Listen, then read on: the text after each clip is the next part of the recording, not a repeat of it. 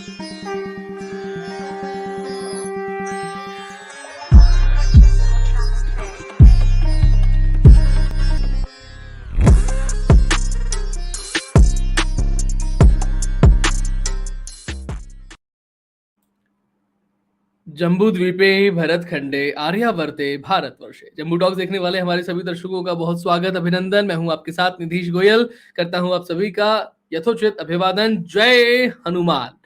ये इसलिए कहा क्योंकि हनुमान चालीसा टीका जो है उसका आज हम भाग 3 जो है वो आपके सामने प्रस्तुत करने जा रहे हैं। प्रोफेसर रामेश्वरम मिश्र पंकज जी हमारे साथ में हैं।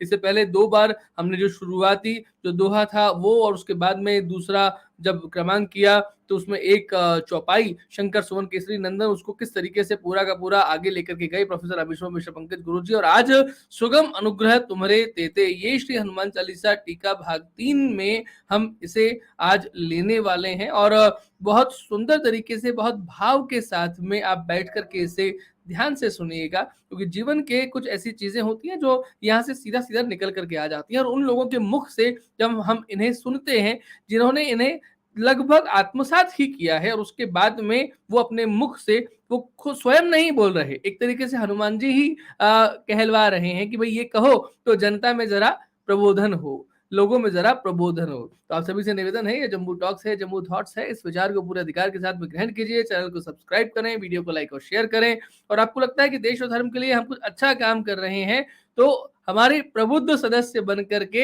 हमारा मार्गदर्शन कीजिएगा। मैं एक बार फिर से आप सभी से कहना चाहूंगा, प्रबुद्ध सदस्यों की संख्या बहुत न्यून है जो अभी बनी है। मुझे लगता था अब तक कम से कम 100 प्रबुद्ध सदस्य तो हमारे बहुत जल्दी बन जाने चाहिए, लेकिन मुझे नहीं पता कि आप किस कारण से हमारे दर्शक जो हैं इसके बारे में सोच रहे हैं, अन्यथा मत लीजिएगा। लेकिन जम्मू टॉक्स जो योजना बना करके बैठा है उसके लिए कुछ बड़ी नंबर्स में प्रबुद्ध सदस्य हमें चाहिए। और अगर आपको लगता है कि आप डायरेक्टली प्रोफेसर रामेश्वरम मिश्र पंकज जी और प्रोफेसर केडिया जी से, क्योंकि हमने एक प्रबुद्ध सदस्यों का एक समूह बनाया है जिसमें एक पर्टिकुलर संख्या होने के बाद में दीदी और गुरुजी उसमें जुड़ेंगे, लेकिन अगर आप हमारे संरक्षक सदस्य बनते हैं तो बनने के तुरंत बाद ही उस समूह में गुरुजी और दीदी केडिया जी उस समूह में भाग हैं उस समूह का, और वो directly from the very first day आपके साथ में ज्वाइन होंगे, और आप उनसे अपना मार्गदर्शन भी प्राप्त कर सकते हैं। मैं स्वागत करता हूं प्रोफेसर रामेश्वरम मिश्र पंकज जी। गुरुजी प्रणाम, कैसे हैं आप? नमस्ते नमस्ते निधीश जी,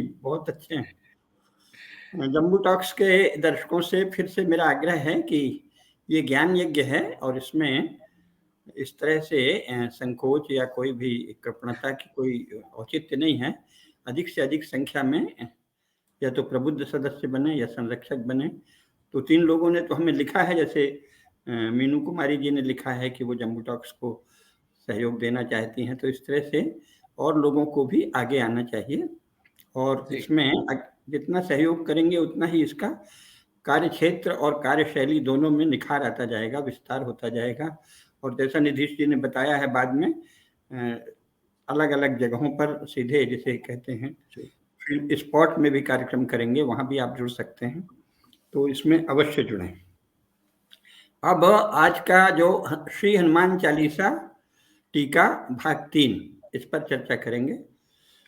सबसे पहले तो जाहिर है जिनकी चर्चा कर रहे हैं उनका स्मरण, उनका ध्यान आवश्यक है।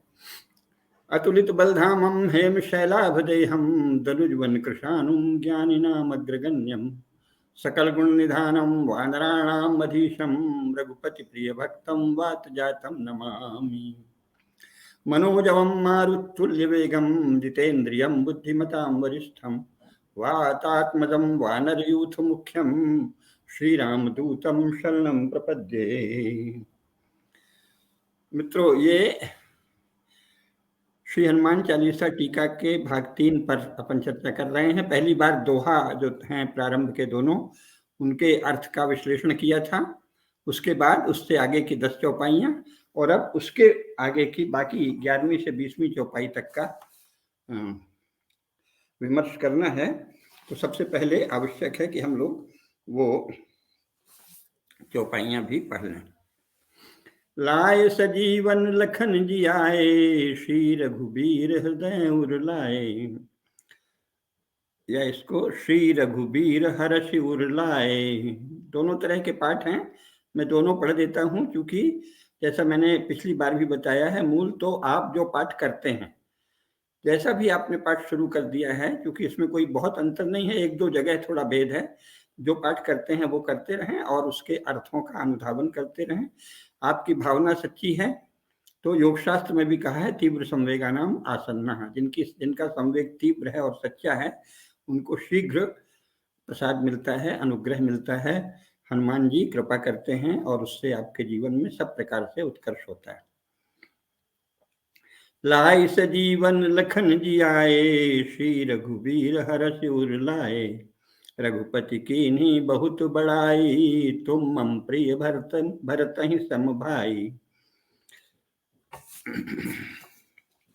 सहस बदन तुमरो जस सहस बदन तुमरो जस गावें, अस कहि श्रीपति कंठ लगावें। सनकादिक ब्रह्मादि मुनीसा, नारद सारद सहित अहिसा। जम कुबेर दिगपाल जहाँ ते, कवि कोविद कह सकें कहाँ थे।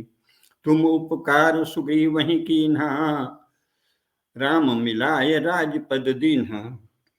तुमरो मंत्र विभीषण माना, लंकेश्वर भय सब जग जाना। जुग सहस्त्र जो जन पर भानु, लील्यो ताहि मधुर फल जानू। प्रभु मुद्रिका मेलि मुख माही, जलधि लांघ गए अचरज नाही। दुर्गम काज जगत के जेते, सुगम अनुग्रह तुम्हारे तेते। यहाँ तक की जो चौपाई है, इसका अर्थ तो सभी जो भक्त हैं, नियमित पाठ करने वाले हैं, वो जानते ही हैं। इसकी टीका पर प्रकाश डालेंगे। इसमें पिछली बार एक बात थोड़ी सी छूट गई थी, मैंने उसको विस्तार नहीं किया था, बता तो दिया था, उसकी चर्चा प्रारंभ में कर लेना आवश्यक है।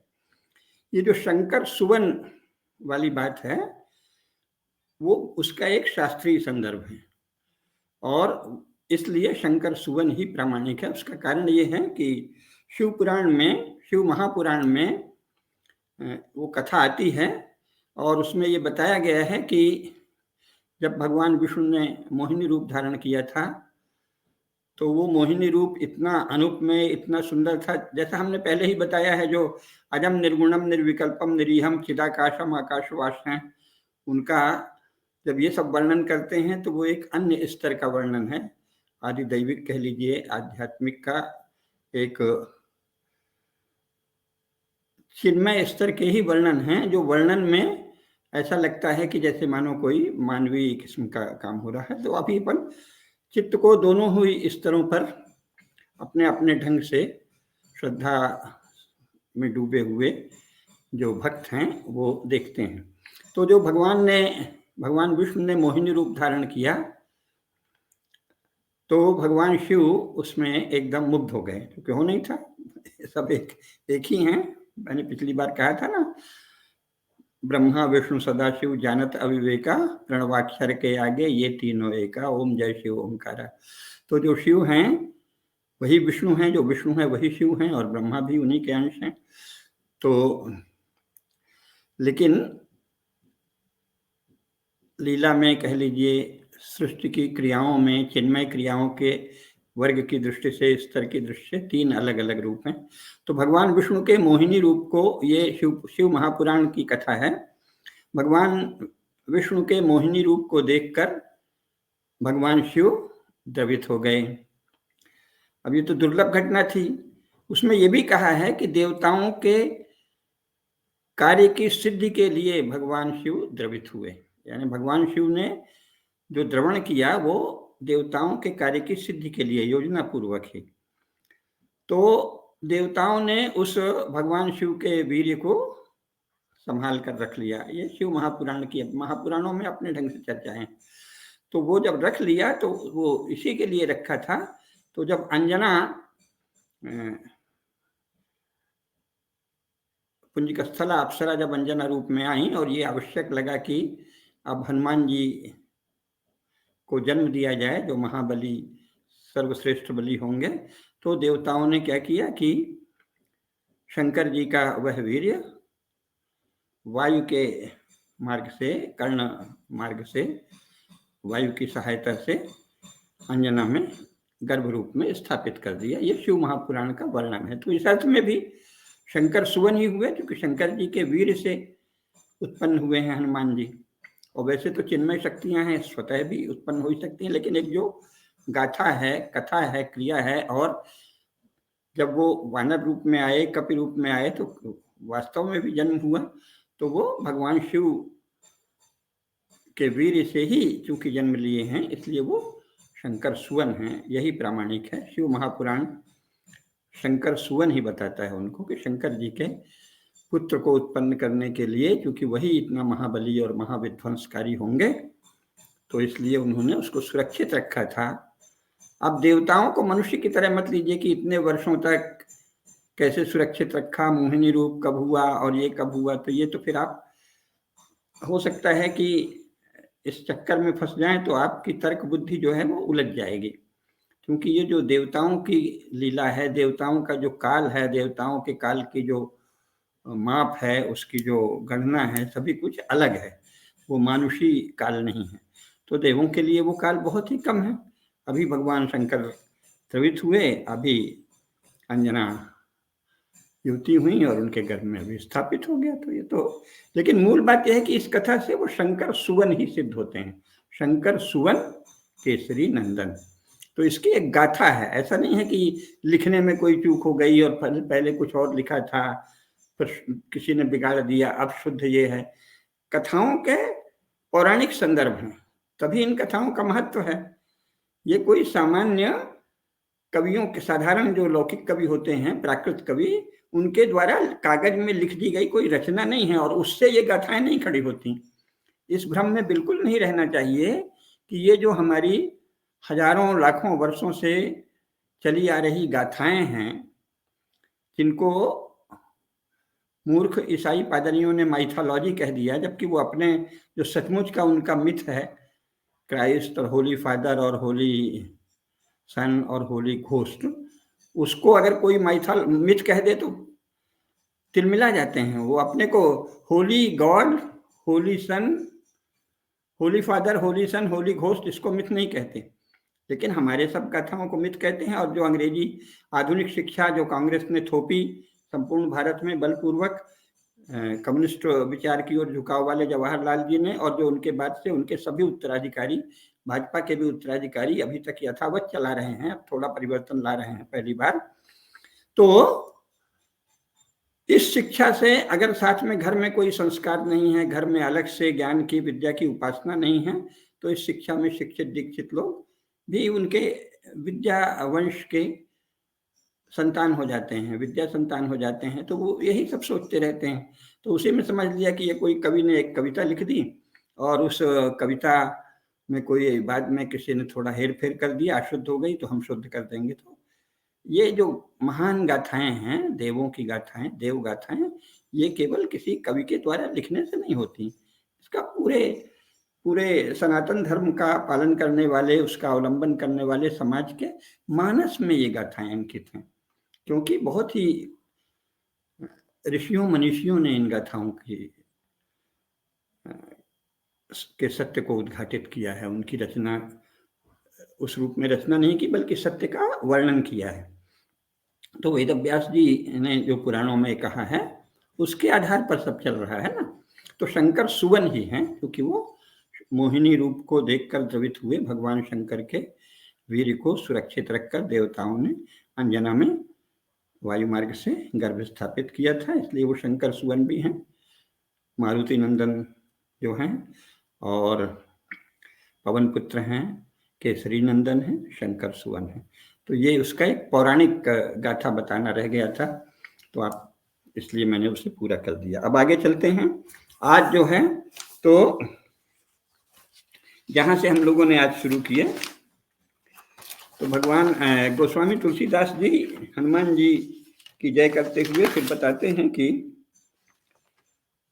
हे परम राम भक्त महाबली, आपने संजीवनी बटी लाकर शेषावतार श्री लक्ष्मण जी में पुनः प्राणों का संचार किया, है ना। लाए सजीवन लखन जी आए। जो शेषावतार श्री लक्ष्मण हैं, उनके भीतर प्राणों का संचार पुनः कर दिया आपने, क्योंकि आप हिमालय से संजीवनी बटी लेकर यथा समय प्रातः होने के पहले ही पहुंच गए और उनमें प्राणों का संचार पुनः हो गया। लक्ष्मण जी हम सभी जानते हैं कि वो शक्ति, संयम और साधना का परम उत्कर्ष है। रामचरितमानस में जो वर्णन है, वाल्मीकि रामायण में भी है। अभी यहाँ मानस क्योंकि अधिक लोगों को स्मरण है तो उसका बीच बीच में अधिक संदर्भ दे रहे हैं। तो रामचरितमानस में क्या कहा है?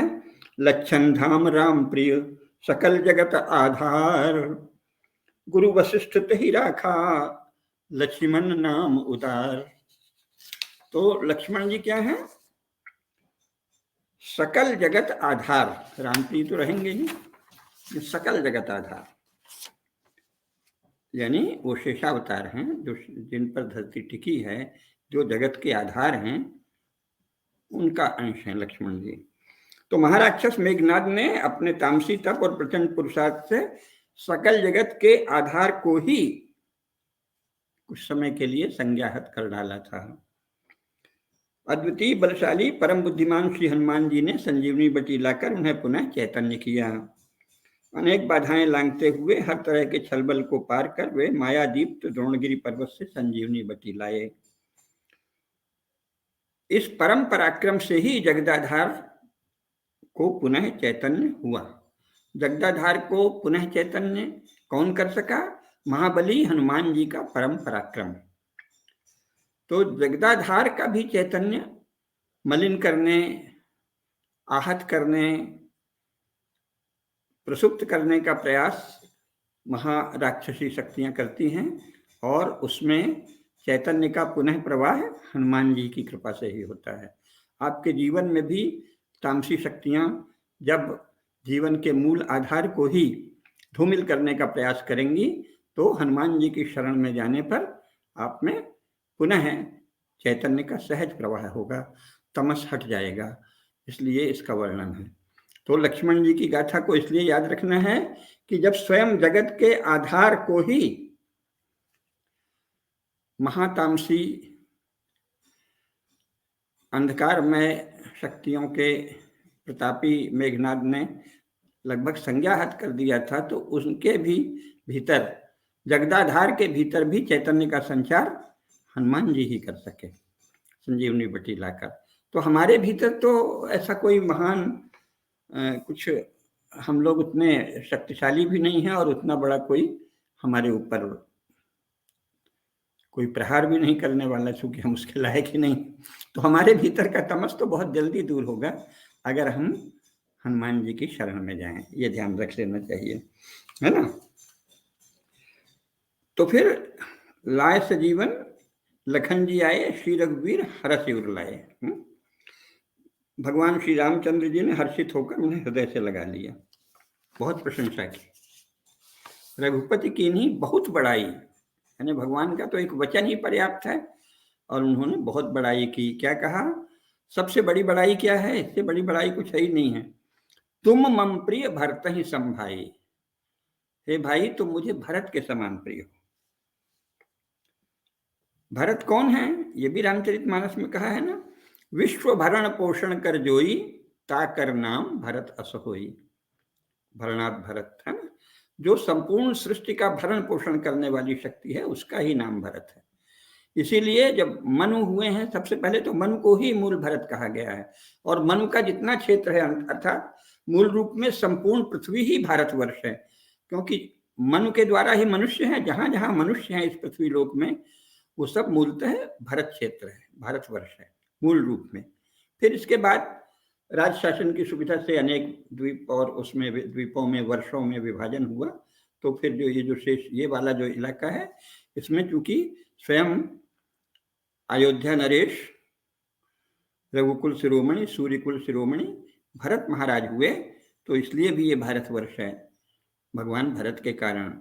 इसके बाद फिर ऋषभ देव के पुत्र भरत के कारण भी ये भारतवर्ष है, और दुष्यंत पुत्र भरत के कारण भी ये भारतवर्ष है।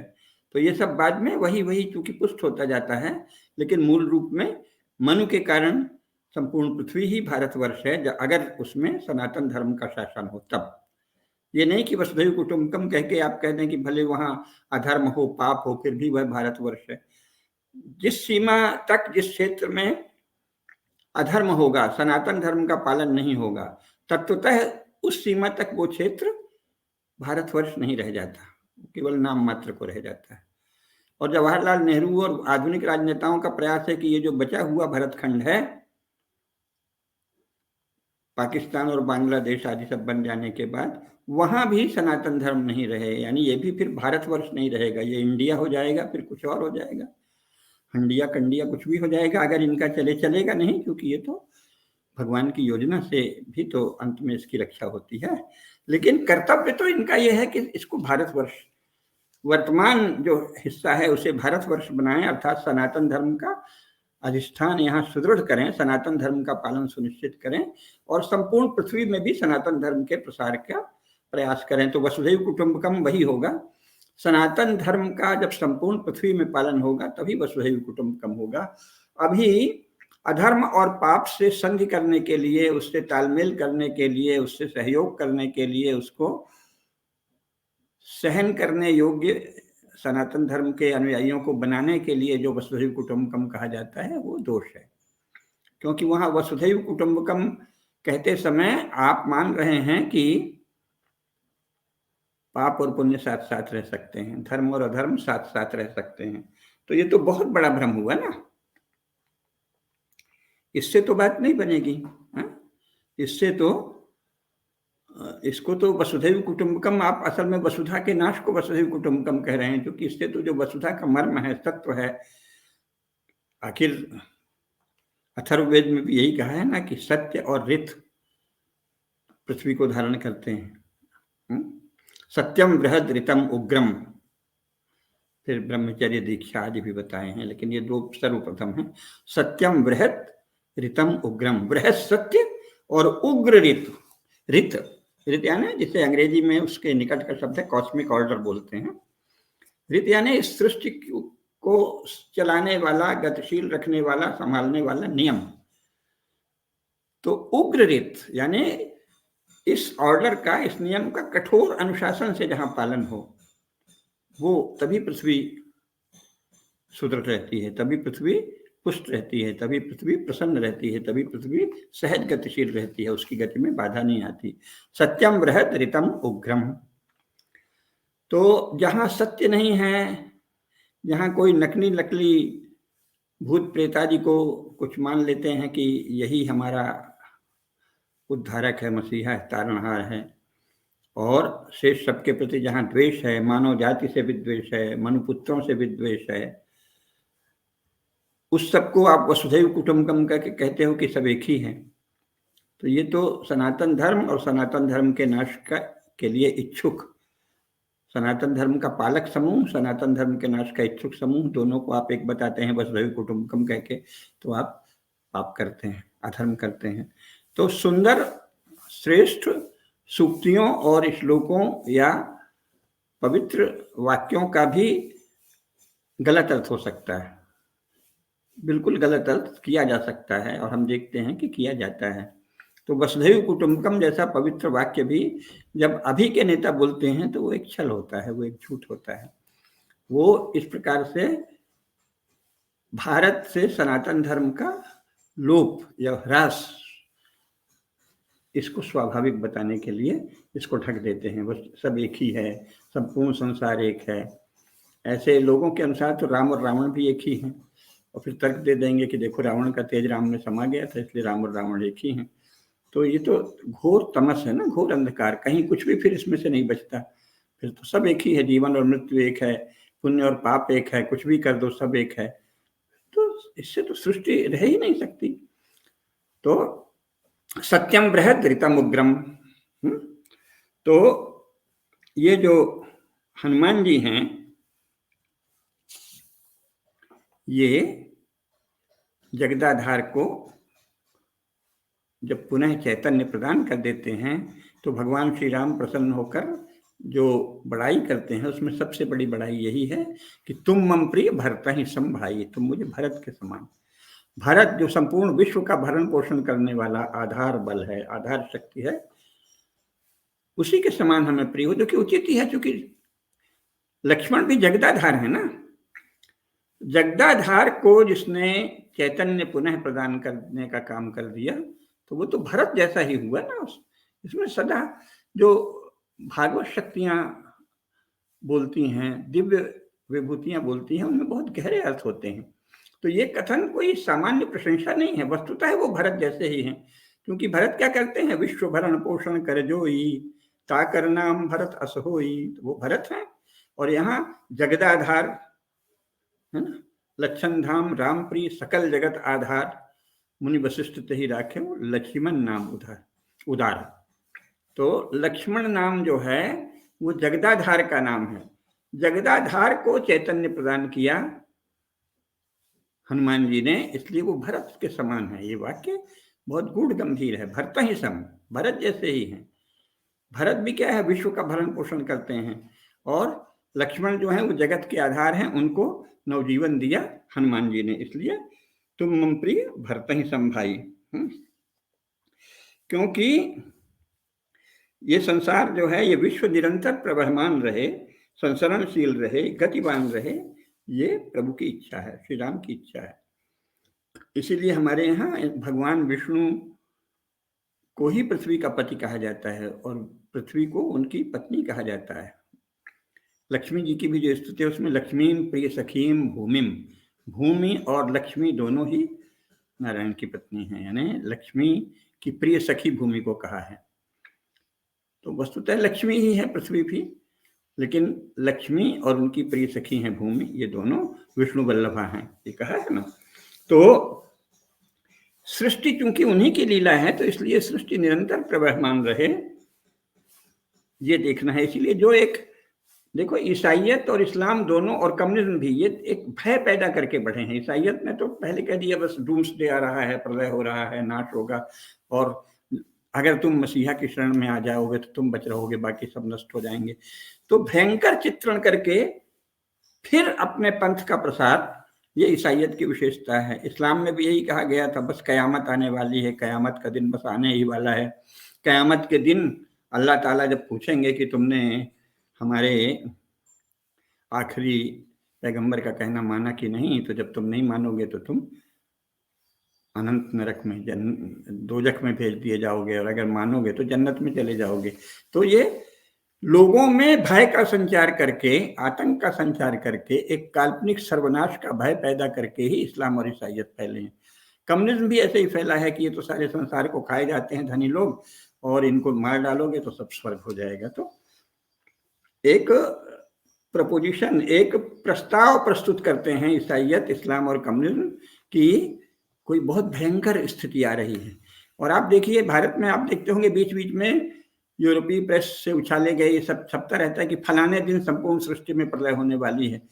जब से हम किशोरावस्था से आज तक लगभग 65 वर्षों में कम से कम 15 बार तो हम ही पढ़ चुके, उसकी तारीख है, फलानी तारीख को प्रलय हो जाएगी। कितने अभी कुछ पिछले वर्ष भी हुआ था कि अमुक तारीख को प्रलय हो जाएगी। तो ये प्रलय का भय बहुत दिखाते रहते हैं। अब भारत में भी आजकल ये चला है, देश नष्ट हो जाएगा, भारतीय संस्कृति नष्ट हो जाएगी, हिंदू धर्म नष्ट हो जाएगा, ऐसे ऐसे करो। हम, उसका उद्देश्य क्या है? उसका उद्देश्य है कि मेरी ये टार्च खरीद लो, है ना, बहुत अंधकार है। वो हमारे एक मित्र थे, बहुत अच्छे बैंकर, उन्होंने लिखा था, ये अलग बात है कि उन्होंने लिखा तो रजनीश जी के लिए था। रजनीश को टार्च बेचने वाला कहा था, जो बाद में ओशो आदि के नाम से प्रसिद्ध हुए, दोनों जबलपुर के थे। और उन्होंने खुद अपनी पार्टी को नहीं कहा, मैंने फिर, क्योंकि वो मित्र ही थे, तो मैंने कहा कि आप भी तो टार्च ही बेच रहे हैं। ऐसे कैसे? मैंने कहा ये कम्युनिस्ट पार्टी रूपी टार्च आप बेच रहे हैं रोज की, इसको ले लो तो बस देश की सारी समस्याएं हल हो जाएंगी। तो ये जो टार्च बेचने वाले हैं, ये सदा अंधकार का वर्णन करते हैं, बहुत अंधकार है, घोर अंधकार है, महाविनाश है, प्रलय आने ही वाला है, हिंदू धर्म नष्ट हो जाएगा, मुसलमान सब खा जाएंगे, ईसाई सब खा जाएंगे। अरे, और तुम जीवित रहोगे या भागे? या तो ये कहो कि मुसलमान खा जाएंगे तो हम नष्ट हो जाए, हम भी अपने, हम प्राण दे देंगे। ये सतियों का देश है, जौहर करने वालों का देश है, वीरों का देश है, बलिदानियों का देश है। तुम गए गुजरे, तुम भयभीत करते हो हिंदुओं को ये कह के कि सब मुसलमान खा जाएंगे, और हम वीरों के वंशज, हम रहे आएंगे। तो ये सब पाप है ना, भयभीत करना। पृथ्वी जो है वो विष्णु वल्लभा है, भगवान की प्रिय पत्नी है।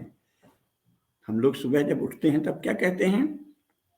समुद्र वसने देवी पर्वत स्थल मंडिते विष्णु पत्नी नमस्तुभ्यम पाद स्पर्शम क्षमस्व में। हर संस्कारी हिंदू नित्य प्रातः ये कहता है और फिर अर्थ भूल जाता है। ये विष्णु पत्नी है, इसकी रक्षा विष्णु करेंगे, भारत भूमि की भी रक्षा स्वयं भगवान विष्णु करेंगे।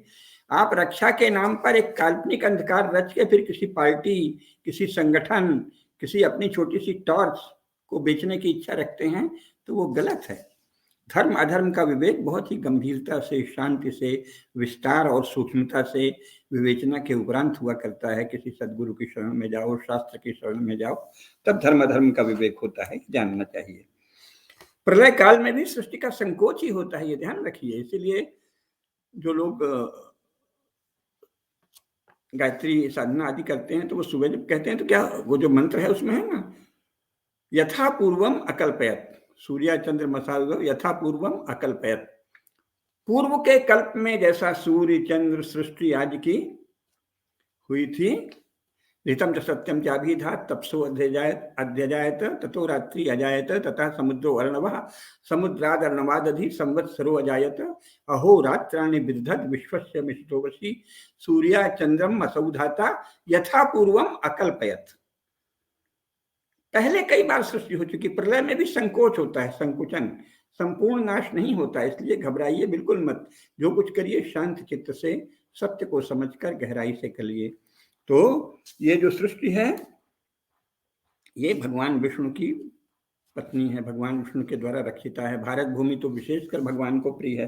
तो कोई सनातन धर्म का नाश नहीं होने वाला, हिंदू धर्म का नाश नहीं होने वाला, किसी में हैसियत नहीं है कीड़े मकोड़ों में जो 1000 साल से यहाँ वहाँ उछलते हैं। आप स्मरण करिए कि आप कौन हैं, तो आप स्वयं उनको निग्रह कर लेंगे, उनको नियंत्रण में कर लेंगे। इसलिए, लेकिन इसका यह भी अर्थ नहीं कि बिल्कुल बेफिक्र हो जाएं। आखिर मेघनाद ने जगदाधार को संज्ञाहत कर दिया ना, तो जगदाधार के हनन की चेष्टा तो महापाप है ना, दंडनीय पाप है। उस पाप को विफल बना दिया श्री हनुमान जी ने।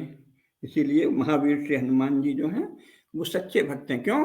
क्योंकि ये जो विष्णु पत्नी है, ये जो पृथ्वी है, ये जो स्वयं लक्ष्मण जी हैं जो भगवान के अनुज हैं, जगदाधार हैं, उनको नवजीवन, उनको पुनः चैतन्य का संचार करना, यही सच्चे भक्त का लक्षण है। पृथ्वी में जो अधर्म छा जाए, पाप छा जाए, तमस छा जाए, उसको जितनी आपकी शक्ति है, जितना आपको भगवान ने शक्तियां और विभूतियां दी हैं, जितने आप में बल है, जितना आप में तप है, जितना आप में पुरुषार्थ की सामर्थ्य है, उसको, उस तमस को, अंधकार को दूर करने की कोशिश करें। डराना नहीं, डराना महापाप है। डराना ईसाई और मुसलमान हो जाना है। जो डराते हैं ना, अब हिंदू धर्म का नाश हो जाएगा, बड़े भयंकर हैं मुसलमान, अब तो ये कर देंगे, अब तो वो कर देंगे, तो वो स्वयं मुसलमान या ईसाई है मत से, है ना, भले वो घर में थोड़ी पूजा पाठ करते हो। डराइए मत, हिंदुओं को डराइए मत, ये वीरों का वंश है, इसको डराइए मत और उसको नष्ट करने की सोचिए। जो कुछ पाप है, जो कुछ तमस है, जो कुछ अत्याचार है, उसे नष्ट करने में आप क्या योगदान दे सकते हैं, है ना। अब उस नष्ट करने में कुछ लोग आजकल शायद कूटनीति रणनीति कर रहे हैं कि डीएनए एक है वगैरह कह दोगे तो मिल जाएंगे, तो समन कर लेंगे। जो भी हो सकता है उन्हीं का मार्ग सही हो, मैं तो कोई, मुझे वो मार्ग सही नहीं दिखता। लेकिन कुल मिला के आपका अधर्म का शमन करना है, उसका दमन करना है, उसका निग्रह करना है, अपनी शक्ति भर आप करें। यही हनुमान जी की सच्ची भक्ति है। तो फिर इसी को, ये इतना बड़ा काम है जगदाधार को चेतना देना कि भगवान राम कहते हैं तुम मम प्रिय भरतहि सम भाई। फिर और आगे कहते हैं सहस बदन तुम्हारो जस गामै अस्कहि श्रीपति कंठ लगामै। अपने गले से लगा लेते हैं भगवान ये कह के कि स्वयं शेषनाग तुम्हारा यश गाएं, है ना। और संकादिक ब्रह्मादि मुनीसा नारद सारद सहित ऐसा जम कुबेर दिक्पाल जहां थे कभी कोविद कह सकें कहां थे। ये उस जगदाधार को पुनः चैतन्यवान बनाना, तमस के महापाप का समूल उन्मूलन करने के लिए जगदाधार में पुनः ऊर्जा और बल का संचार करना, ये इतना बड़ा काम है, इतना बड़ा काम है कि इसकी प्रशंसा कई पंक्तियों में भगवान ने की है कि तुम मम प्रिय भरतहि संभाई। फिर ये भी कहते हैं कि आपका यश, आपकी शक्ति, भक्ति और पौरुषेय अभिव्यक्ति, इनका यश सहस्रमुखी शेषनाग भी गाएं। सहस बदन तुमरो जस गावें, आशीर्वाद दिया है। इसको ये नहीं कि गाएं तो भी नहीं होगा, इस तरह का अर्थ मत करिए। उन्होंने कहा सहस बदन तुमरो जस गावें, उसमें यह भी है कि ये जो शेष हैं जिनकी तुमने रक्षा की, ये भी तुम्हारा, ये सहस बदन ही है। लक्ष्मण जी जो हैं वो वस्तुतः शेषनाग है ना, तो उनके सहस्त्र मुख हैं, सहस्त्र फणियां हैं मूल रूप में, तो वो भी तुम्हारा यश गाएंगे, तुमको प्रशंसा करेंगे। तुमने इतना सुंदर काम किया है कि लक्ष्मण भी प्रशंसा करेंगे, स्वयं श्री लक्ष्मण भी आपकी प्रशंसा करेंगे। यह कहकर भगवान ने हनुमान जी को गले से लगा लिया। ये स्नेह की पवित्र अभिव्यक्ति का वर्णन है कि भगवान की हनुमान जी के प्रति स्नेह जो है, उसी की ये पवित्र अभिव्यक्ति का वर्णन तुलसीदास जी ने किया है। अब हनुमान जी साक्षात रुद्रावतार हैं, शंकर सुवन हैं, परम सत्ता से पूर्णतः एकात्म हैं। इसलिए सनक, सनंदन, सनातन, सनत कुमार आदि परम ऋषिगण और स्वयं प्रजापिता ब्रह्मा, देवर्षि नारद, भगवती शारदा और महान शेषनाग, यमदेव, कुबेर देव और समस्त दिशाओं की पालक देव शक्तियां भी उनकी प्रशंसक हैं। ये बता रहे हैं तुलसीदास जी। सनकादि ऋषि प्रजापिता ब्रह्मा के मानस पुत्र हैं, वे शुद्ध सत्य के प्रतिनिधि हैं, निर्मल प्रज्ञा के साकार रूप हैं। प्रजापिता ही इस सृष्टि के सर्जक हैं। समस्त सृजनशीलताएं ब्रह्मा की ही शक्तियों का अंश हैं। देवर्षि नारद महान ज्ञान और भक्ति, गतिशीलता, अनासक्ति और लीला भाव के गायक और लीला भाव के प्रतिनिधि ऋषि हैं। भगवती शारदा स्वयं वाग देवी हैं, ये वाक शक्ति हैं, विद्या की अधिष्ठात्री हैं। और श्री शेषनाग प्रभु की इच्छा से सृष्टि को धारण किए हैं, इसीलिए कहा धरती शेष पर टिकी है। इसीलिए कहा जाता है गतस्य शोचनम नास्ति, जो बीत जाए वो बीत जाए, उसका ज्यादा चिंता, उसकी जो बीत गया सो बीत गया, जो शेष है वही धरती का आधार है। बंद कर लो उसे। उनका तेज सहस्त्रों रूपों में फूटता है, उनका ही ध्यान करने पर निराशा मिटती है, आशा, उत्साह और स्फूर्ति जगती है। तो ये वर्णन है सबका, सहस्र बदन तुमरो जस गावें आदि का अर्थ ये है। यमदेव जीवन चक्र के नियामक देवता हैं, महाकाल के सेवक हैं। भगवान शंकर ही तो महाकाल हैं, तो उनके सेवक हैं, प्रतिनिधि हैं। और श्री कुबेर ऐश्वर्य के देवता हैं। इन सभी शक्तियों का लक्ष्य है प्रभु श्री राम की लीला का सहायक बनना, क्योंकि इसी में उनकी धन्यता है। समस्त शक्तियों की धन्यता ही इसमें है कि वे प्रभु श्री राम की लीला में सहायक बने। प्रभु श्री राम के अवतरण का जो प्रयोजन है, अंधकार का, राक्षस का, रावण का, महान अंधकार, महान राक्षस रावण का सर्वनाश करना, पुत्र पौत्रों, अमात्यों, बंधुओं, सखाओं, ज्ञातियों आदि के साथ बताया था ना मैंने पिछले उसमें, सपुत्र पौत्रान, समस्त पुत्रों, पौत्रवों, मित्रों, बंधुओं, ज्ञातियों, अमात्यों के साथ मैं नाश करूंगा, है ना। हे देवताओं, आपके शत्रु का मैं नाश करूंगा, क्योंकि देवताओं ने प्रार्थना की थी वधम कुरु, है ना, वधाय देव शत्रुणाम मनः कुरु। हे भगवान, इस देव शत्रु, देवताओं के शत्रु के वध का मन बनाइए, तो वो कहते हैं वध करूंगा। तो ये जो हैं, ये जो अवतरण का प्रयोजन है, महातमस का, महापाप का, राक्षसत्व का समूल संहार, रावण का वध, उसकी लीला में, उस कार्य में जो सहायक हैं, तो ये सारी शक्तियां उस कार्य में सहायक हैं। तो ये स्वाभाविक ही हनुमान जी का यश गाती हैं, क्योंकि हनुमान जी उसमें प्रधान सहायक हैं। भगवान के अवतरण के प्रयोजन में प्रधान सहायक भगवान श्री राम हैं। अन्य शक्तियां भी इसी में सहायक हैं, इसी में उनके जीवन की धन्यता है, इसलिए वो परम सहायक का यश गाती हैं। प्रभु श्री राम के परम बुद्धिमान सखा, सेवक, भक्त, दूत, शिष्य और सैनिक श्री हनुमान जी के प्रति इन सभी का प्रेम है, आदर है, आकर्षण है। ऐसे परम गुण निधान बुद्धिमान बलवान श्री हनुमान जी के यश का पर्याप्त वर्णन तो किसी कवि या वर्णन कर्ता के वश की बात नहीं। कवि कोविद कह सकें कहाँ थे, यही उन्होंने कहा भाई जब ये आपका यश तो ये सारी शक्तियां गा रही हैं, तो कवि कोविद तो मैं या मेरे जैसे अन्य कवि तो कितना इसका वर्णन कर सकेंगे, उनकी सीमा है। इसके आगे भी फिर, क्योंकि ये तो सारा हनुमान जी के गुणों का वर्णन है और भगवान की लीला का भी वर्णन है ना। श्री गुरु चरण सरोज रज निज मन मुकुर सुधार वर्णऊ रघुबर विशद जस। इसका मूल महत्व तो भगवान का विशद यश वर्णन करना है ना, जो दायक फलचार या विमल यश। भगवान राम के पवित्र और विस्तृत यश को संक्षेप में पवित्र ही कह लीजिए, विमल यश, उसका वर्णन करना ही हनुमान चालीसा का उद्देश्य है। इसलिए बार बार वही प्रसंग आएगा, है ना। ये नहीं कि आप तो बहुत बड़े सेवक हैं, बहुत बड़े दास हैं, बहुत बड़े आपसे हमको भक्ति सीखनी है, ये कहीं नहीं है इसमें। ध्यान से देखिए, इसमें उनकी उन्हीं विशेषताओं का वर्णन है जो भगवान के कार्य को सिद्ध करने वाली विशेषताएं हैं। पाप के नाश में सहायक जो विशेषता है उनका ही सब उल्लेख कर रहे हैं। तो वो फिर क्या स्मरण करते हैं, तुम उपकार सुग्रीव वहीं कीन्हा, राम मिलाए राजपद दीन्हा, तुम्हारो मंत्र विभीषण माना, लंकेश्वर भय सब जग जाना। आपने सुग्रीव पर उपकार किया। कैसे उपकार किया? बाली के त्रास से दुखी जो सुग्रीव था उस पर बहुत बड़ा उपकार किया, उन्हें प्रभु श्री राम से मिलवा दिया। इसके बाद तो सब कुछ सिद्ध होना ही है मनोरथ। तो ऐसा आपने उपकार किया सुग्रीव पर।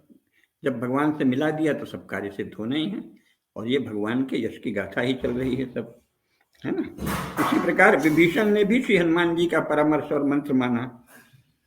परामर्श और मंत्र मानना सरल नहीं था। आज तो लगता है जब लक्ष्य प्राप्त हो गया, आप जानते हैं, सारा इतिहास जानते हैं, तो लगता है कि वाह राज्य के लिए किया। लेकिन असलियत क्या है, उस समय तो कितना कठिन था। परम प्रतापी अत्यंत बलशाली अपना भाई है, उस भाई के मोह से मुक्ति का परामर्श दिया इन्होंने कि जो तजिए ताचि कोटि बैरीसम यद्यपि परम स्नेही, तजो पिता प्रहलाद विभीषण बंधु भरत महतारी, ये है ना। तो विभीषण ने अपना बंधु छोड़ दिया, लेकिन बंधु को तजना बहुत कठिन काम है, इतना सरल नहीं है जो परिणाम को देखने के बाद लगता है कि राज्य मिलने के लिए छोड़ दिया। तभी थोड़ी पता था राज्य मिलेगा। तो भाई के मोह से मुक्त होकर प्रभु की शरण में जाने का कठिन संयम और कर्तव्य भाव से भरा मार्ग अपनाया विभीषण ने हनुमान जी के परामर्श से। तुम्हारो मंत्र विभीषण माना, वो मंत्र ही था, वो गुप्त मंत्र था इस रूप में कि लक्ष्य का परिणाम लक्ष्य सामने नहीं दिख रहा है, परिणाम सामने नहीं दिख रहा है जो कदम उठाने जा रहे हैं। अब बेटे इसको बंद कर लो, हल्ला नहीं। कोई लक्ष्य स्पष्ट नहीं है, कोई कार्य का परिणाम सामने नहीं है, उस समय वो कर रहे हैं तो बहुत कठिन काम है। तुम्हारो मंत्र विभीषण माना, विभीषण ने तुम्हारा मंत्र माना, मंत्र की तरह उस बात को मान लिया जो बहुत कठिन था। लेकिन जब हनुमान जी की सलाह से इस कठिन मार्ग पर वे चल पड़े तो अंततः श्रेष्ठ फल मिला, और हम सभी जानते हैं वो श्रेष्ठ फल क्या है। सबसे सुंदर वर्णन तो स्वयं तुलसीदास जी ने श्री रामचरितमानस में किया है। क्या है? जब वो सब कहे हैं, सुनत विभीषण प्रभु कह बानी, नहीं अघात श्रवणामृत जानी, आदि सब है ना, सुंदरकांड में ही ये वर्णन है। और फिर वो कहते हैं कि अब कृपाल निज भगति पावनी, देव सदा शिव मन भावनी। हे भगवान, अब मुझे अपनी भक्ति दीजिए। एव मस्तु कही प्रभु रण धीरा, भगवान ने एव मस्तु कहा, मांगा तुरंत सिंधु कर नहीं रहा, समुद्र जल मंगवाया। और फिर कहा, जदपि सखा तब इच्छा नाही, मम दर्शन अमोघ मन माही। अस कही राम तिलक ते सारा, सुमन वृष्टि न भैया पारा। फिर तुलसीदास कहते हैं और शंकर जी भी कह रहे हैं, रावण क्रोध अनल निज, श्वास समीर प्रचंड, जरत विभीषण राखेउ दीन है राज अखंड। जो संपत्ति शिव रावण ही दीन दिए, 10 माथ सोई संपदा विभीषण सकुच दीन रघुनाथ। ये है भगवान। जो संपत्ति शिव रावण ही दीन दिए 10 माथ, सोई संपदा विभीषण सकुच दीन रघुनाथ। ये है भगवान का। ये इतना बड़ा अनुग्रह भगवान करते हैं, और ये हनुमान जी का मंत्र मानने से हुआ है ना। तुम्हारो मंत्र विभीषण माना, विभीषण ने मंत्र माना तो ये हुआ। और भी है, युद्ध के समय रावण जब वीर घातिनी सांगी छोड़ता है तो क्या होता है? पुनि 10 कंठ क्रुद्ध होई, छाड़ी शक्ति प्रचंड, चली विभीषण सम्मुख, मनहु काल कर दंड। रावण ने ताक कर विभीषण की ओर प्रचंड शक्ति, शक्ति एक आयुध है, अस्त्र है, उसका प्रहार किया जो बहुत घातक होता है। पुनि 10 कंठ क्रुद्ध करी, क्रुद्ध होई छाड़ी शक्ति प्रचंड, चली विभीषण सम्मुख, मानहु काल प्रचंड। विभीषण के सामने चली वो शक्ति एकदम सामने। तब भगवान ने क्या किया? मानस में ही इसका सुंदर वर्णन है। आवत देखि शक्ति अति घोरा, प्रणतारति भंजन पन मोरा, तुरत विभीषण पाछे मेला, सन्मुख राम सहेव सोई सेला। ऐसी जो प्रचंड शक्ति है जो विभीषण को उद्दिष्ट करके रावण ने फेंकी थी, तो भगवान ने तुरंत विभीषण को अपने पीछे कर दिया और उसको स्वयं झेल लिया। विभीषण उसे झेलता तो पूर्णतः नष्ट हो जाता। स्वयं भगवान को थोड़ी देर को लागी शक्ति मूर्छा कछु भई, थोड़ी देर को मूर्छा हो गई, क्योंकि भगवान है फिर भी वो शक्ति भी तो वरदान ही है ना, उन्हीं का वरदान है, उन्हीं के किसी रूप का, किसी अंश का शिव वरदान है। तो लागी शक्ति मूर्छा कछु भई, प्रभु कुल खेल, ये तो भगवान ने की क्रीड़ा है, लेकिन विभीषण को भी मानना पड़ेगा, उसकी सच्ची भक्ति भी वही है। देख विभीषण प्रभु संपायो, गई कर कदा क्रुद्ध होई धायो, रे कुभाग्य सठ मंद कुबुद्धे, तय सुर नर मुनि नाग विरुद्धे, सादर शिव कह शीस चढ़ावा, एक एक के कोटिन पावा, तेहि कारण खल अब लगी बाँचो, अब तो काल शीस पर नाचो, राम विमुख सहसी संपदा, चहसी संपदा, अस कही हनेसी माझ उर गदा। उसी रावण के हृदय में खींच कर गदा मारा उसने।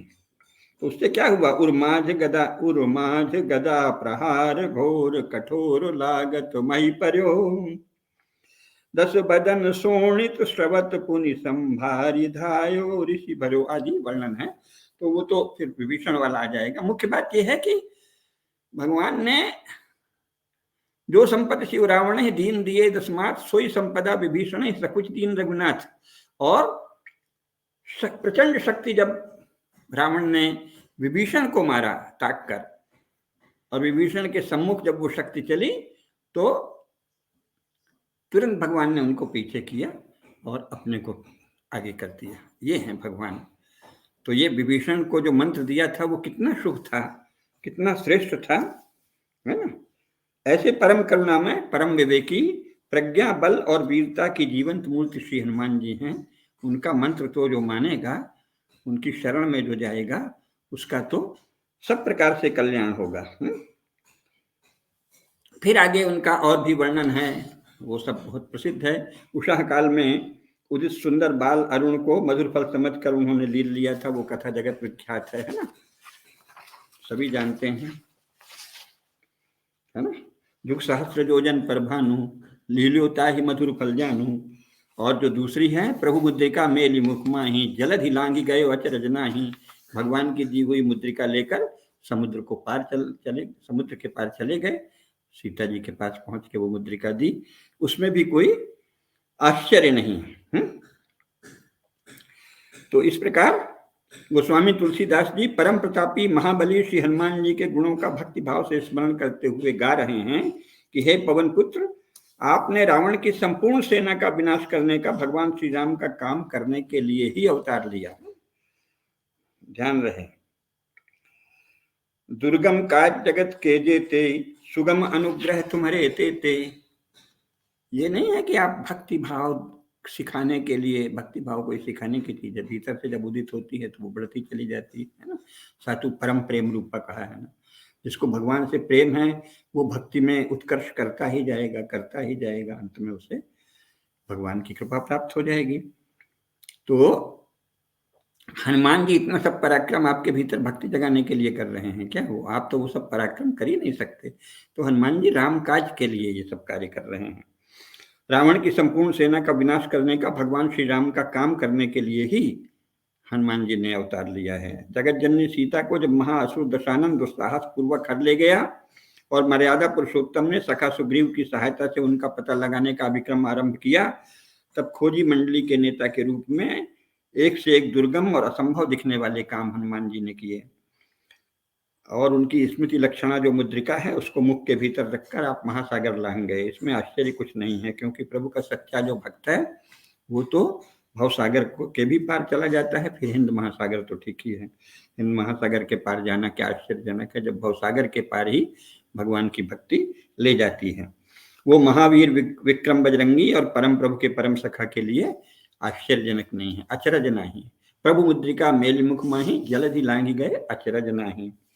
तो तुलसीदास जी स्मरण कर रहे हैं कि हे महावीर, भक्तों पर आपका ऐसा अनुग्रह है कि उसके कारण जगत के जो दुर्गम कार्य हैं वे भी सुगम हो जाते हैं। दुर्गम कार्य जगत के जेते, सुगम अनुग्रह तुम्हारे तेते, है ना। भक्त का मनोबल, बुद्धि बल और आत्मबल हनुमान जी की कृपा से पुष्ट होता है, और कर्म फल के सूक्ष्म नियमों की मर्यादा में रहते हुए भी बजरंगबली परिस्थितियों को अनुकूल बना देने का अनुग्रह अवश्य करते हैं। ये इसमें है ना, दुर्गम काज जगत के जेते, सुगम अनुग्रह तुम्हारे तेते। यहाँ अपन ने तो फिर यहाँ प्रश्न उठेगा कि क्या अनुग्रह कर्मफल का विरोधी है? हनुमान जी की भक्ति से, उपासना से, श्रद्धा से, हनुमान चालीसा के नियमित पाठ से, फिर उसके अर्थ के मनन और अनुधावन से, ध्यान से, निरंतर हनुमत चरित्र का अवगाहन करने से, हनुमान जी का ध्यान करने से, हनुमान जी के प्रति भक्ति करने से जब उनका अनुग्रह प्राप्त होता है तो दुर्गम काज जगत के जेते, सुगम अनुग्रह तुम्हारे तेते, वो दुर्गम काज भी सुगम हो जाते हैं। तब ये जो अनुग्रह हो, तो लोग कहेंगे कि क्या अनुग्रह कर्मफल का विरोधी है? क्या कर्मफल का अतिक्रमण कर जाएगा अनुग्रह? बहुत से लोग कहेंगे अरे कर्मफल मिलेगा, अनुग्रह से क्या होता है, अनुग्रह क्या कर्मफल को लांघ जाएगा? तो ये इस सृष्टि के दैवी नियम को नहीं जानने के कारण है, क्योंकि स्थूल बुद्धि लोग प्रायः स्थूल भाव ही ग्रहण करते हैं और कर्म को केवल स्थूल रूप में समझते हैं। तो कर्मफल जैसे कहा है उसमें कर्म का फल ही कहा है ना, कर्म का फल अवश्यंभावी है, कर्म फल अवश्य मिलेगा।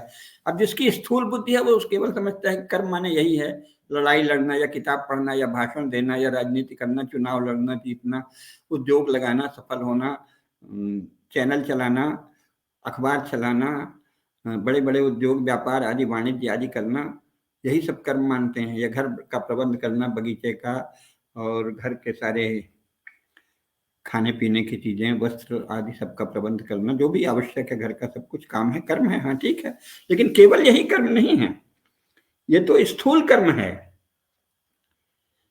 भगवत गीता में भगवान क्या कहते हैं? न ही कश्चित क्षणमपि जातु तिष्ठत चकर्मकृत। जो भी उत्पन्न हुआ जीव है, जातु है, जो उत्पन्न हुआ है, वो एक क्षण भी बिना कर्म किए नहीं रहता। तो कर्म तो सब कुछ है। सोना, जागना, सजगता, प्रमाद, आलस, स्फूर्ति, स्तुति, निंदा, पूजा, पूजा विरोध, पूजा विमुखता, देखना, सुनना, खाना पीना, सब कर्म है। वो सो रहा है, आपको लगता है कि अरे ये तो सो रहा, कुछ नहीं कर रहा, ये भौतिक स्तर है, वो भी कर्म है, सोना कर्म है। और अगर वो शरीर की अत्यंत आवश्यकता के लिए सो रहा है, शरीर को पुनः चैतन्यवान बनाने को, तो वो कर्तव्य कर्म है। और अगर कर्म से विमुख होके या तमस छा के प्रमादवश, आलस्यवश सो रहा है, तो वो भी एक पाप कर्म है ना, वो उतना अपने भीतर तमस बढ़ा रहा है। सोना भी कर्म है, खाना भी कर्म है, पूजा भी कर्म है, सब कुछ कर्म है। पूजा बहुत बड़ा कर्म है, पूजा दिव्य कर्म है। कुछ लोगों ने जब वहां कब से चला ये पता नहीं, लेकिन यहाँ बहुत अंग्रेजी में चल गया था कि वर्क इज वर्शिप। वो नेहरू जी के समय ये कम्युनिस्टों ने या किसी ने बढ़ाया होगा, वर्क इज वर्शिप, कर्म ही पूजा है। अरे मूर्खो, वर्शिप इज ऑल्सो वर्क। पूजा भी कर्म है, और पूजा महत् कर्म है, पूजा दिव्य कर्म है, पूजा प्रचंड प्रभावशाली कर्म है। क्योंकि उस समय आप इस सृष्टि की जो नियामक सूक्ष्म शक्तियां हैं, दिव्य शक्तियां हैं, चैतन्य शक्तियां हैं, उनसे आप एकात्म हो जाते हैं। पूजा प्रचंड पुरुषार्थ है, महान कर्म है। पूजा से बड़ा कोई कर्म है ही नहीं। युद्ध भी पूजा के बराबर नहीं कर्म है। प्रधानमंत्री तो, राष्ट्रपति तो, शासन, बड़ा भारी उद्योग, व्यापार, वाणिज्य, घर, बहुत बड़े बड़े घरों को संभालना, अनेक घरों को संभालना, व्यवस्था, इन सब से बढ़कर कर्म है पूजा। अगर वो उस रूप में की जाए कि ये ध्यान रहे कि जो सृष्टि की संचालक चैतन्य सत्ता है, उससे हम अपने को एकात्म कर रहे हैं और अन्य चीजों से अलग हो रहे हैं, सबसे, है ना।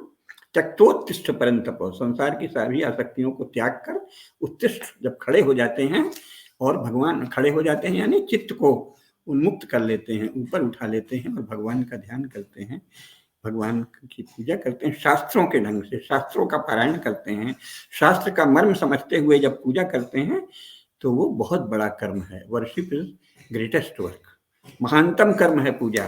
पर वो पूजा तभी है जब वो आप किसी होली सन की, किसी अन्य प्रकार के किसी एक देवता के उपासक या एक देवता के उपदेशक, किसी जीव की बात का मनन करना पूजा नहीं है। पूजा है सृष्टि की संचालक और संपूर्ण ब्रह्मांड के जो स्वामी हैं, अधीश्वर हैं, कोटि कोटि ब्रह्मांड नायक की ये जो चैतन्य सत्ता है, इसके नियमों को शास्त्र से जानना, गुरुमुख से जानना, ध्यान से जानना, अनेक उपायों का अवलंबन करके सृष्टि की जो मूल चेतना है उससे कम से कम कुछ देर, जितनी आप में शक्ति हो, युवावस्था में सबसे अधिक ध्यान करना चाहिए। क्यों? उससे आप और एकात्म हो सकते हैं। अगर युवावस्था में अभ्यास रहा तभी वृद्धावस्था में ध्यान होगा। जिसने युवावस्था में ध्यान नहीं किया वो वृद्धावस्था में वास्तविक जो ध्यान कहलाता है राजयोग के अंतर्गत, क्योंकि उसमें बल लगता है, बहुत बड़ा बल।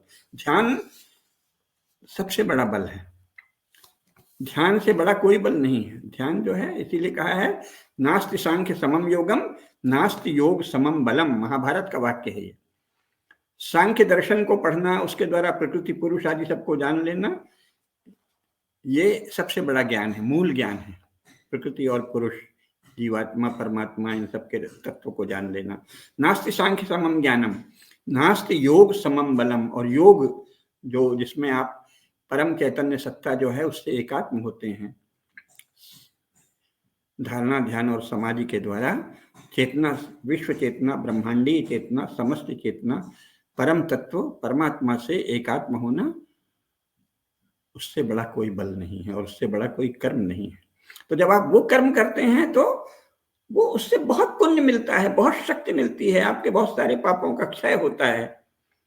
तो ये जो अनुग्रह है, जब हनुमान जी की आप सच्चे मन से भक्ति करेंगे, जो कि भगवान राम की ही मूल में भक्ति है, तो उससे भगवान राम और हनुमान जी के प्रसाद से, अनुग्रह से आप में पुण्य का उदय होगा, पापों का क्षय होगा। और इसलिए अनुग्रह सबसे बड़ा कर्म फल रहता है। तो अनुग्रह कर्मफल का विरोधी नहीं है कि अरे कर्म जो किए हैं वही तो चखेंगे, ये भी कर्म है। हनुमान चालीसा पढ़ना बहुत ही पुण्य कर्म है, श्रेष्ठ कर्म है। हनुमान चालीसा में वर्णित भगवान के गुणों का ध्यान करना, हनुमान जी के गुणों का ध्यान करना, फिर शास्त्रों के अनुसार सृष्टि के रहस्यों का ध्यान करना, सृष्टि के नियमों को पढ़ना, ये तो इसका एक अंग है ना हनुमान चालीसा। हनुमान चालीसा नियमित पढ़ेंगे तो वाल्मीकि रामायण भी पढ़ेंगे, तुलसीकृत रामायण तो अवश्य पढ़ेंगे, और उसके द्वारा ज्ञान आएगा आप में। तो ज्ञान के द्वारा आप प्रभु से एकात्म होंगे। नास्ति सांख्य समम ज्ञानम नास्ति योग समम बलम, पूजा से बड़ा कोई बल नहीं है, पूजा से बड़ा कोई पुरुषार्थ नहीं है, पूजा से बड़ा कोई कर्म नहीं। पूजा सर्वोच्च कर्म है, बशर्ते वो पूजा सनातन धर्म के शास्त्रों के अनुसार की जाए, है ना। और तमाम तरह की जो धर्म शून्य किताबें हैं उनकी पूजा तो वो तो भटकाती है, तमस की ओर ले जाती है। सनातन धर्म के शास्त्रों के अनुसार ध्यान करना, परम चैतन्य सत्ता का, ब्रह्मांडीय नियमों का ध्यान करना और उससे एकात्म होना, वर्शिप इज ग्रेटेस्ट वर्क। अगर वो सनातन धर्म की पूजा सर्वोच्च कर्म है और इसलिए वो पुण्य फल देती है, बहुत ऊंचे फल देती है, पापों का क्षय करती है। इस प्रकार अनुग्रह कर्मफल का विरोधी नहीं है, अनुग्रह स्वयं में महान कर्मफल का दाता है और आपके पुराने बहुत से कर्मफलों को काट देता है।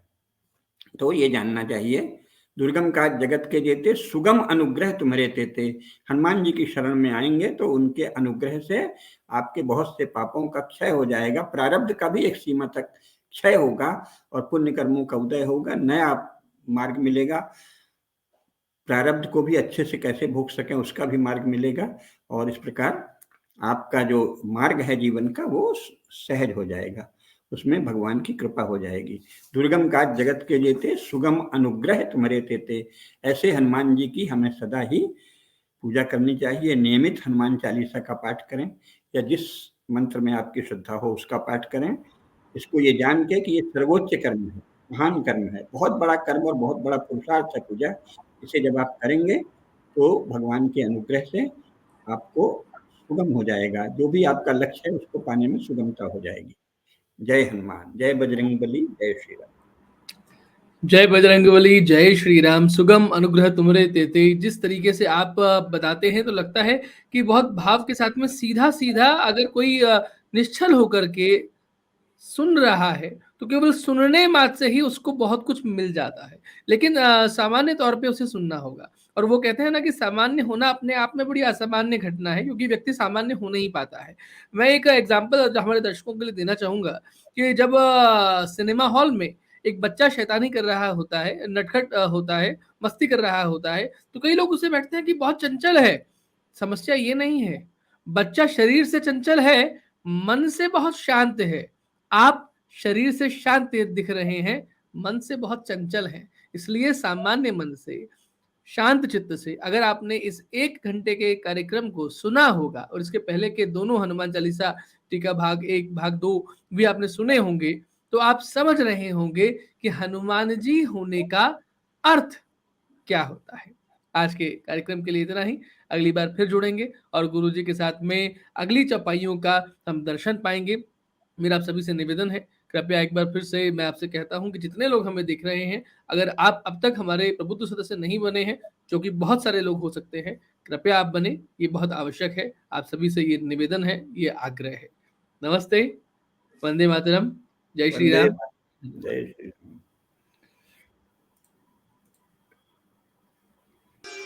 राम।